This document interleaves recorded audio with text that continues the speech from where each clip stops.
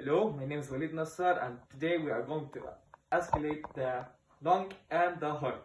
Okay? This is my friend and my patient right here. He volunteered to help me with my skill. Please identify yourself. صدر بسام العريبي. When were you born? 2002. Thank you so much.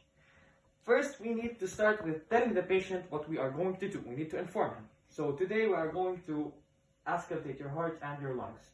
In Arabic, نحن هنفحص لك قلبك وهنفحص لك تنفسك. Okay? Okay. We need to ask him for his consent first. Can you grant me your consent to do so? Yeah, sure. Okay. Since he granted us his consent, we can start. By first, if he came with any parents, relatives, friends, we're gonna kindly ask them to leave the room and close the door behind them to respect my patient's privacy. Okay? For now, we are going to tell my patient to please lay down on your back. Thank you so much.